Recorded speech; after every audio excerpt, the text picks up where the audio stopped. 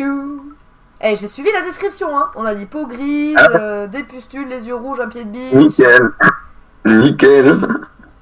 Ah, c'est vraiment les zombards plus, hein. Ça se trouve, c'est l'alpha, hein. Ah bah c'est lui, c'est le pire là.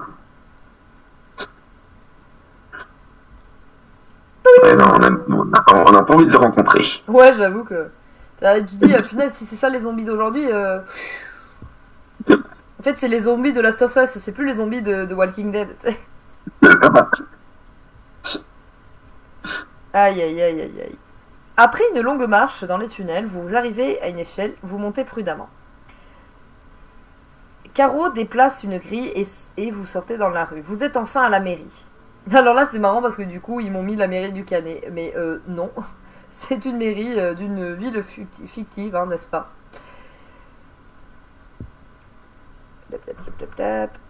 La mairie, ressemble à une forteresse un peu vieillotte, hein, quand même. Vous voyez une grande porte mais personne autour. Vous frappez, pas de réponse. Vous frappez à nouveau, plus fort. Cette fois, il y a un son à l'intérieur. Vous tenez devant l'imposante porte. L'absence de réponse vous laisse un petit goût amer. Mais avec Caro, vous décidez de faire encore plus de bruit, le plus possible afin d'attirer l'attention. Cette fois, la porte s'ouvre. Un homme d'une quarantaine d'années, armé d'un fusil, ainsi qu'un comité d'accueil, vous regarde avec méfiance.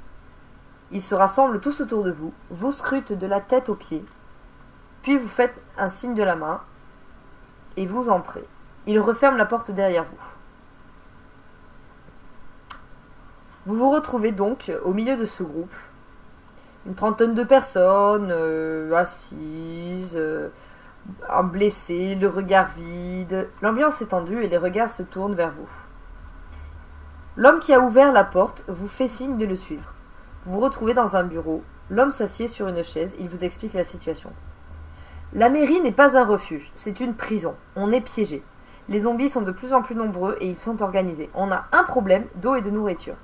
La plupart de nous sont malades ou blessés. On ne peut plus sortir. Le seul espoir est un convoi militaire qui devait passer dans quelques jours. Mais il faut les prévenir. Donc tu avais décidé d'accepter la mission. Donc de proposer ton aide pour la mission, qui était de remettre l'émetteur radio en place, qui est donc le dernier espoir du groupe. L'homme... Ah tiens, d'ailleurs, j'ai pas cette illustration. L'homme regarde avec respect, vous tendant une clé et un plan du bâtiment. Il vous indique que l'émetteur se trouve sur le toit, sur une des deux tours. Faites attention, il y a des zombies sur les étages supérieurs. On a dû les piéger, mais je ne sais pas si le chemin est sûr. Mais on n'a pas le choix. Pour accéder à l'émetteur, il faut grimper tout en haut de la tour. Donc, avec Caro, vous dirigez vers les escaliers, vous montez les étages en évitant les zombies. Certains, effectivement, sont piégés derrière des portes, mais le bruit de vos pas résonne dans les couloirs et les attire comme des mouches.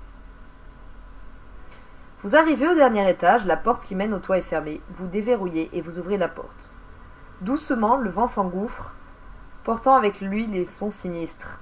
Vous repérez les deux tours et montez sur celle où se trouve l'émetteur radio. Poing, poing, poing. L'émetteur radio est là, sur le toit, à côté d'une antenne parabolique. Il est couvert de poussière, mais il est intact. Vous décidez, avec Caro, de vous mettre au travail. Le plan est simple. Il faut envoyer un signal de détresse sur une fréquence militaire.